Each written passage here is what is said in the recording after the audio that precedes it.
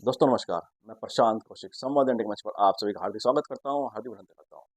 सबसे पहले आपको नए वर्ष की बहुत-बहुत बधाई और शुभकामनाएँ और इस वर्ष से प्रार्थना है कि नया साल आपके जीवन में सुख समृद्धि लेकर आए, खूब उन्नति, प्रगति लेकर आए। और नए साल की शुरुआत में निश्चित रूप से कहीं हर कोई अपना-अपना एक संकल्प लेता है, रिज़ोल्यूशन भी लेता है कि मुझे इस साल में ये प्रगति करनी है या ये टारगेट मुझे अचीव करना है या मुझे ये प्राप्त करना है। और सभी का अपना-अपना एक टारगेट होता है, अपना कुछ अचीवमेंट वो प्राप्त करना चाहता है। तो इस साल का जो आपका रिज़ोल्यूशन है, आपका इस साल का जो संकल्प है, उसमें हमारी बातों को भी थोड़ा-सा अगर आप ध्यान देंगे, जो हम आपसे कहना चाह रहे हैं, हमारा आपसे आग्रह है कि जो हम बात आपसे आज इस वीडियो के माध्यम से कर रहे हैं, उसको भी अपने संकल्प में आप कहीं न कहीं जोड़िए। उस अपने जो न्यू ईयर का आपका रिज़ोल्यूशन है, उसमें भी उसको ऐड करिए कहीं न कहीं। संवाद अड्डे मंच पर आज की चर्चा विचारों को लेकर या शब्दों की अभिव्यक्ति को लेकर। हम देख रहे हैं जिस तरह से शब्दों में मर्यादा कम होती जा रही है, अभिव्यक्ति में मर्यादा का स्तर लगातार कम होता जा रहा है, गरिमा कम होती जा रही है वैचारिक वार्तालाप की। निश्चित रूप से वह बड़ा चिंतनीय विषय है, कि विचारों में मतभिन्नता होना बड़ा स्वाभाविक बात है। आपके विचार अलग हो सकते हैं, मेरे विचार अलग हो सकते हैं, सबके विचार अपने अलग-अलग होते हैं, बड़ा स्वाभाविक बात है। क्योंकि हर आदमी का दृष्टिकोण अलग होता है किसी चीज़ को समझने का, देखने का, किसी के प्रति अपनी राय बनाने का। लेकिन इसका मतलब यह नहीं होता है कि हम किसी के प्रति अपनी घृणा का भाव अपने अंदर पैदा कर लें या नफ़रत के भाव अपने अंदर पैदा कर लें। लेकिन आज के दौर में यह देखा जा रहा है लगातार जिस तरह से नफ़रत का प्रसार हो रहा है, घृणा, द्वेष का प्रसार हो रहा है और लोग इसको आत्मसात करने में भी कोई संकोच नहीं कर रहे हैं इस तरह की नफ़रत को। यह बड़ा एकदम से एक ऐसा पहलू है जो कि वर्तमान पीढ़ी को तो कहीं न कहीं नफ़रत के भंवर में उलझा रहा है। वहीं देश की अगर हम बात करें तो उसके लिए भी यह माहौल के लिए अच्छा नहीं है। क्योंकि जब नफ़रत का प्रचार-प्रसार ज़्यादा हो जाता है, द्वेष ज़्यादा हो जाती है, तो वह समाज का नुकसान करता है। एक आत्मीयता के माहौल का नुकसान करता है। और संकट का बात यही है कि लगातार ऐसी चीज़ों का प्रचार-प्रसार ज़्यादा हो रहा है, जहाँ पर नफ़रत को परोसा जा रहा है, नफ़रत को पोषित किया जा रहा है, घृणा की बातें ज़्यादा की जा रही हैं। तो इस दौर को हमें समझना होगा, इस विषय को हमें समझना होगा, आखिर ऐसे क्या कारण है कि इस तरह की चीज़ों का समाज में लगातार प्रचलन बढ़ रहा है, समाज में इस तरह की बातें लगातार बढ़ती जा रही हैं। ये बड़ा एकदम से बहुत चिंता का विषय है। आप ये देखेंगे हमारे बड़े-बुज़ुर्ग क्या कहा करते थे, हमारे बड़े-बुज़ुर्ग कहते थे कि आपकी संगति अच्छी होनी चाहिए, आपके जो वैचारिक जो परिवेश है वो अच्छा होना चाहिए, हमेशा अपने से समझदार लोगों में आप बैठें, अपने से बुद्धिमान लोगों में आप बैठें। वो ऐसा क्यों कहते थे? वो इसलिए ऐसा कहते थे कि अगर आप अच्छे लोगों के पास बैठ रहे हैं, आपकी संगति अच्छी व्यक्तियों के साथ है, तो आपका जो वैचारिक जो आपका जो डेवलपमेंट है, वो बड़ा पॉज़िटिव होगा, बड़ा अच्छा होगा। इसीलिए कहा जाता था कि इसलिए वो हमेशा ये राय देते थे कि अपने समझदार लोगों में बैठो, समझदार लोगों में अगर आप बैठेंगे, तो निश्चित रूप से आपका बौद्धिक स्तर समृद्ध होगा, आप बहुत समझदारी से अच्छे विचारों को आत्मसात करेंगे, अच्छे विचार आप ग्रहण करेंगे, तो अच्छे विचारों को ही आप प्रचार-प्रसार करेंगे। हमेशा इसीलिए बड़े-बुज़ुर्ग हमारे हर घर के बड़े-बुज़ुर्ग ये कहते हैं अपने बच्चों को कि अच्छे परिवेश में बैठिए, आपके जो दोस्त बनते हैं, आपके जो फ्रेंड बनते हैं या आपका जो बाहर का जो परिवेश बनता है, जब समाज में आप जाते हैं, उठते-बैठते हैं, अपने चाहे कार्यस्थल पे आप जाते हैं या अपनी मित्रता के आपने जो बनाया है, तो अगर वहाँ पे अच्छे लोग आपके पास हैं, अच्छे विचार को प्रकट करने वाले आपके पास हैं, तो निश्चित रूप से आपके जो वैचारिक आपका जो स्तर है, वह भी अच्छा होगा। इसलिए हमेशा ये कहा जाता है कि और ये प्रैक्टिकल बात है, ये कोई ऐसा नहीं है कि कोई बनाई बनाई हुई बात है, ये बड़ा प्रैक्टिकल सिद्धांत है, ये प्रकृति का सिद्धांत है। आप प्रकृति पूरे सिस्टम को समझिए, उसमें भी कहा जाता है कि जैसा आप बोलते हैं, जैसा आप महसूस करते हैं, जैसा आप व्यवहार करते हैं या जैसा आप कार्य करते हैं, जो भी आपका मानसिक स्तर जिस तरह से काम करता है, वैसे ही आपके आस-पास सब चीज़ घटित होने लगती हैं। आप देखते होंगे जिस तरह के हमारे विचार होते हैं, हमारे जो दायरा है उसी तरह के लोगों के साथ कहीं न कहीं आगे बढ़ता है और हम विपरीत विचारधारा के लोगों के साथ अपने को सामंजस्य अपना नहीं बना पाते हैं, अपने जो ऐसे विचार होते हैं। इसलिए आवश्यक है कि हमारे जो विचार हैं, वो एकदम स्वस्थ रहें, किसी के प्रति नफ़रत का भाव ना हो, द्वेष का भाव ना हो, घृणा का प्रचार-प्रसार ना करें। लेकिन आजकल जिस तरह से माहौल बन रहा है, उसमें नफ़रत को पोषित किया जा रहा है, नफ़रत की बातें की जा रही हैं, तो उन सब से अपने को दूर रखिए क्योंकि इसका सीधा-सीधा असर आपके मन मस्तिष्क पे तो पड़ ही रहा है, आपके स्वास्थ्य पे भी बड़ा फ़र्क पड़ता है। क्योंकि आप जैसे विचार के आप परिवेश में रहेंगे, जैसे मैंने आपसे कहा, जिस तरह के विचारों को आप आत्मसात करेंगे, वैसे ही उसका प्रभाव आपके शरीर पे भी दिखाई देगा, आपके मन मस्तिष्क पे दिखाई देगा, आपकी पर्सनैलिटी पे दिखाई देगा। आप किसी चाहे डॉक्टर से बात करके देखिए, किसी भी साइकोलॉजिस्ट होते हैं उनसे बात करके देखिए, किसी भी ऐसे विशेषज्ञ से बात करके देखिए जो इन चीज़ों को समझता है, जो मनोचिकित्सक हो, आप उनसे बात करें तो वो भी आपसे कहेंगे कि आप अच्छे माहौल में बैठिए, अच्छे माहौल में रहिए, अच्छे विचारों के बीच रहिए। उससे आपकी जो पर्सनैलिटी का डेवलपमेंट है वो बड़ा सकारात्मक होगा, बड़ा पॉजिटिव होगा। और अगर आप ऐसे नेगेटिविटी वाले माहौल में रहेंगे, जहाँ केवल नेगेटिव बात की जाती है, जहाँ केवल नफ़रत का भाव हावी रहता है या घृणा का भाव हावी रहता है, तो आपके अंदर भी वैसे ही गुण आपके अंदर आ जाएँगे। आप गुण कह लीजिए उसको, चाहे गुण कह लीजिए आप, और वैसे ही आपके अंदर भी वैसे ही व्यवहार डेवलप हो जाएगा। तो अगर आपको अपना व्यवहार अच्छा रखना है, अपनी बातें ठीक रखनी है, तो आपके ऐसे लोगों के साथ आपको संगति अपनी बनानी पड़ेगी, जहाँ पर नफ़रत की बात ना करके, घृणा की बात ना करके, सौहार्द की बात होती हो, आत्मीयता की बात की जाती हो। तो ऐसे में नए साल की जो शुरुआत है, हमारा आपसे भी इससे आग्रह है कि नए साल तो न्यू ईयर रेज़ोल्यूशन जिसे कहते हैं, नए साल का संकल्प जिसे कहते हैं, तो वो आप संकल्प अपने अंदर आत्मसात करिए, धारण करिए कि मैं अपना व्यवहार हमेशा शुद्ध रखूँगा, अपने व्यवहार में जो मेरा आचरण है वो हमेशा सार्थक रहेगा, सकारात्मक रहेगा। किसी के प्रति भी मैं अपना द्वेष या नफ़रत अपने अंदर पोषित नहीं करूँ किसी को लेकर। आपके विचारों में भिन्नता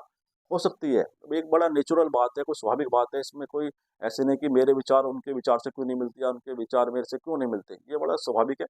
क्योंकि सबका अपने का नज़रिया होता है किसी भी चीज़ को समझने का, देखने का। लेकिन इसका मतलब ये नहीं होता कि तुम मेरे से असहमत है, जो मेरे से एग्री नहीं कर रहा है, मैं उसके प्रति एक घृणा का भाव अपने अंदर पैदा कर लूँ, का भाव मैं अपने अंदर पैदा कर लूँ उसके प्रति। तो ये सब चीज़ें समझनी पड़ेंगी, क्योंकि कहा जाता है कि जो शब्द आप बोलते हैं, जो अभिव्यक्ति के द्वारा आप जिन शब्दों को व्यक्त कर रहे हैं या लेखन के द्वारा जिन शब्दों को लिख रहे हैं, जो भी लैंग्वेज का आप उपयोग कर रहे हैं, चाहे वो लेखन के माध्यम से कर रहे हैं, चाहे बोलने के माध्यम से कर रहे हैं, या किसी भी तरह से आप अपनी जो भाषा का उपयोग या शब्दों का उपयोग आप जो दिखा रहे हैं, प्रेज़ेंट कर रहे हैं, उससे आपकी पर्सनैलिटी डिफ़ाइन होती है। उससे आपकी पर्सनैलिटी का पता चलता है कि आपका जो व्यक्तित्व है, वो किस स्तर का है। अगर आप गलत शब्द का उच्चारण करेंगे, अमर्यादित बातों को बोलेंगे, नफ़रत फैलाएँगे, तो पता चलता है कि आपका जो नेगेटिविटी आपके अंदर कितनी समाई हुई है। और अगर आप पॉज़िटिव बात करने वाले व्यक्ति हैं, आप अच्छी बातों का प्रचार-प्रसार कर रहे हैं, आप सौहार्द की बात कर रहे हैं, लोगों को जोड़ने की बात कर रहे हैं, और कहीं न कहीं लोगों को एक अच्छा रास्ता दिखाने की बात कर रहे हैं, तो उससे पता चलता है कि आपका जो पर्सनैलिटी है, आपका बड़ा पॉज़िटिव है। आपके अंदर ऐसी वो खूबियाँ हैं, जो आप जोड़ने की बात करने वाले शख्स हैं।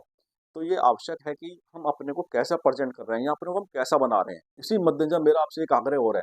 कि हमेशा अच्छा साहित्य पढ़ें, अच्छी किताबें पढ़ें, अच्छी पुस्तक पढ़ें, और ऐसे-ऐसे जो देश के हमारे महान लोग रहे हैं, जो बड़े-बड़े ऐसे हमारे मार्गदर्शक रहे हैं, उनकी ज़रूर किताबें पढ़ें, उनका लेखन ज़रूर पढ़ें। उनके द्वारा जो रचित साहित्य है, उसे ज़रूर पढ़ें। जैसे सरदार पटेल जी हैं, लाल बहादुर शास्त्री जी हैं, पंडित नेहरू जी हैं, गांधी जी हैं, अटल बिहारी वाजपेयी जी हैं। अगर आप ऐसे लोगों को पढ़ते हैं, भगत सिंह जी हैं, चंद्रशेखर आज़ाद जी को, आप उनका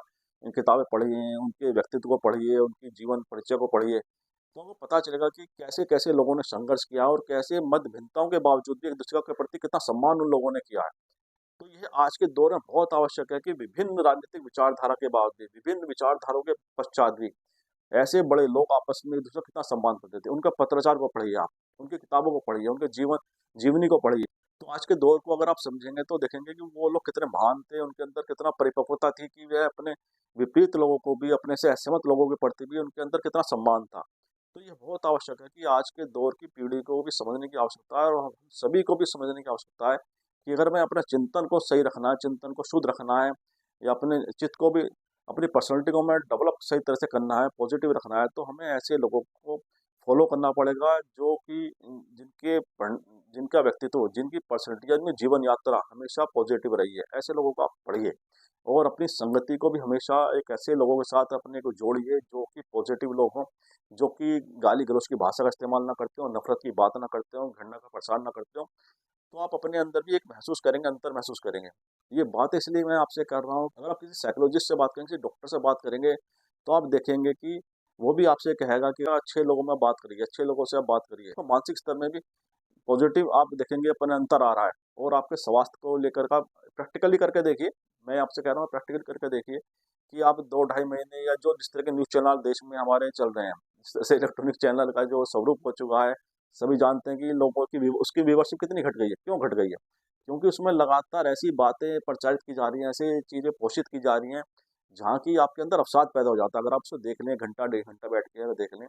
तो ऐसा लगेगा देश में पता नहीं कितनी बड़ी समस्या है, आपस में लोगों के अंदर कितना द्वेष है, कितनी नफ़रत है लोगों के अंदर आपस में, और आपके अंदर अवसाद पैदा हो जाएगा। और अगर आप 2 ढाई महीने आप उनसे अपने को दूरी कर लीजिए, प्रैक्टिकल करके देखिए आप लोग। 2 ढाई महीने अगर आप उनसे अपने को दूरी बना लेंगे, तो आपके अंदर बड़ा आमूल परिवर्तन देखने को मिलेगा। आपका स्वास्थ्य एकदम से आपको लगेगा बिल मैं बिल्कुल फिट हूँ, ठीक हूँ। और लगातार अगर आप उन चैनल्स को देख रहे हैं, उनकी डिबेट्स देख रहे हैं, तो आपके अंदर एक अवसाद सा आपके अंदर समा जाएगा। तो ऐसे बहुत सारे लोग कहते हैं आप अगर किसी भी ऐसे व्यक्ति से मिलेंगे जो न्यूज़ चैनल ऐसी चीज़ें देखा करता था, हम किसी पर्टिकुलर चैनल का नाम नहीं ले रहे, लेकिन किसी भी आप ऐसे व्यक्ति को अगर आप समझे, जो कि लगातार इन चीज़ों को देखता था और आज उसने छोड़ दिया है, तो आप उसको देखेंगे उसके व्यवहार में कितना अंतर आ चुका है, उसकी पर्सनैलिटी में कितना अंतर आ चुका है। तो मेरा भी आपसे आग्रह है कि आप न्यूज़पेपर पढ़िए, न्यूज़पेपर में भी सारी सूचनाएँ होती हैं, समाचार होते हैं, लेकिन इस तरह की नफ़रतें वहाँ पे बहुत कम देखी जाती हैं, जिस तरह से आज इलेक्ट्रॉनिक मीडिया के अंदर देखा जा रहा है। तो आप अपने को अगर संतुलित रखना है, अपने को अगर मानसिक रूप से आपको समृद्ध रखना है, स्वस्थ रखना है, तो नफ़रत की भाषा का प्रचार करने वाले, नफ़रत या घृणा का प्रचार-प्रसार करने वाले, चाहे जैसे व्हाट्सएप यूनिवर्सिटी भी कहते हैं कि इसमें बहुत सारी गलत चीज़ें आती हैं, जिसका लोग प्रसार कर रहे हैं, फॉरवर्ड कर रहे हैं। उन सब चीज़ों से अपने को दूर रखिए और नए साल का संकल्प यही है कि अगर आपने अपने को अच्छा बनाने के लिए,